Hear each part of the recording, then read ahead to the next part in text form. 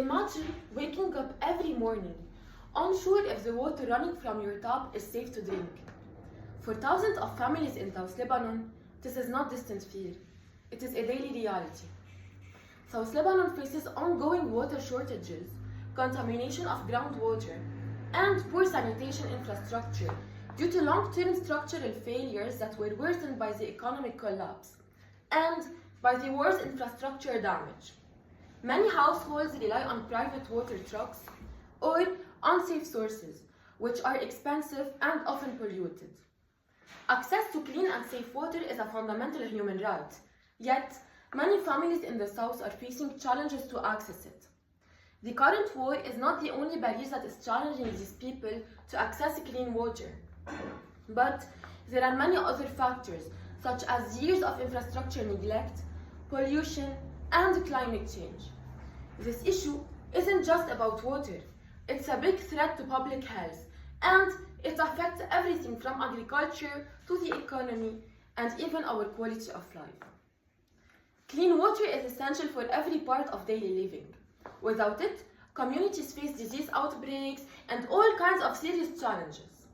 If South Lebanon wants a healthier and more sustainable future, it's really important to improve water quality and make sure people in the south have access to safe drinking water. That means investing in better infrastructure, controlling pollution, and getting communities involved in protecting their water sources. Not all the regions in Lebanon are water secure, and you might be wondering why. This problem is effectively due to multiple causes, such as environmental and climate factors and public unawareness. But let's be real with ourselves. The real major issue here is our weak government oversight and corruption.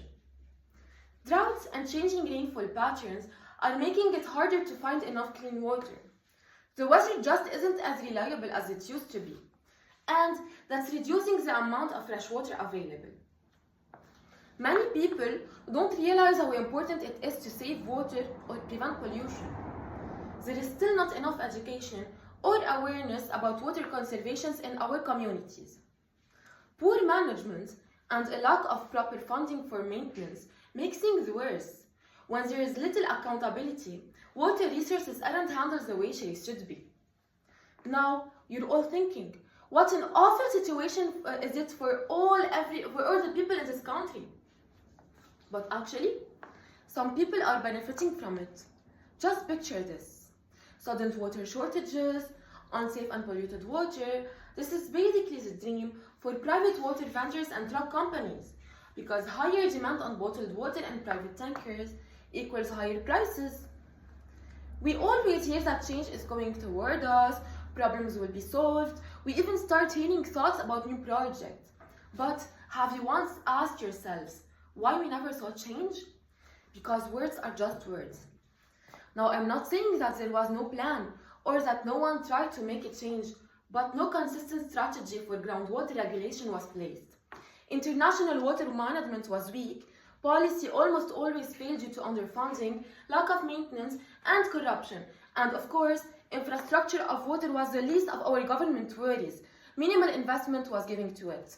Projects were always short-term relief. No one ever thought of anything long-term. How can we even maintain anything in long-term if you always see funding delays and the political conditions are never good enough to keep up? Now, where does that lead us? We are not talking about just water shortages or pollution. We are looking at the bigger picture here. Where does this problem lead us? You might think that it's better to buy our water from private vendors anyway, because it might in some cases be safer if it is a trusted source. But have you ever thought who are the most people that face the worst shortages and need to buy from private sources? Rural and low-income families, and their dependence on expensive and private suppliers deepens their financial strain. You're going to think that yes, some people are able to afford it, and this water might be even cleaner than what the government has to offer.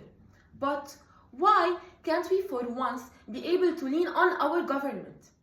Why should this be one more weight on our shoulders? Instead of spending hours trying to think about how are we going to provide water for our families, we could have by now started thinking on how to invest the poor water infrastructure to make them better. Not that it is our job, but we can't have. Many water networks are old and leaking.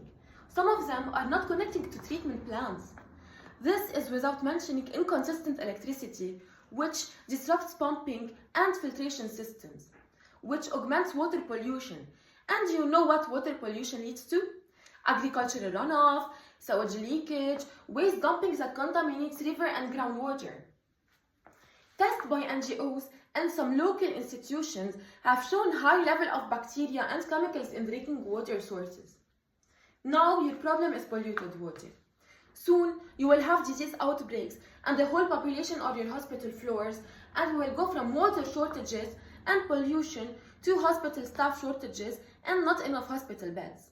And maybe to even worse, a whole generation leaving the country, who knows? Many laws and many solutions were proposed in the past, such as Water Law number 221 or Water Code Law number 77, or even South Lebanon water establishments, infrastructure project and donor-funded programs, and more. But most of them led to failures. We together still have the chance to do something. Each one of us can think and ask ourselves this question: what can I do on my end? We will not directly jump to strengthen the infrastructure. We cannot do it on our own, but we can advocate for it. We can sign petitions, and if we cannot reach the government, we can encourage the municipality of South to start taking responsibility of its residents and the water they are using and drinking. They can implement strict pollution controls starting in school. Each one of us can increase public awareness and community involvement. Start by closing your tap when you are not using it, and we will all start seeing a difference. Water is not a privilege, it's a right. Ensuring clean water and sanitation in South Lebanon is a moral, environmental, and national responsibility. We cannot afford to wait any longer. We must act.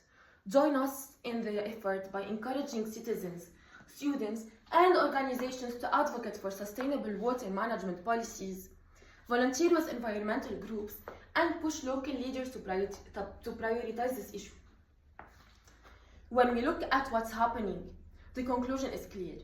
South Lebanon's water crisis threatens health, equality, and progress. Through collective effort, strong policies, sustainable practices, and active advocacy, we can restore the flow of clean, safe water to every household. When we protect water, we protect life. The time to act for South Lebanon's water future is now. Be the difference you want to see. Thank you.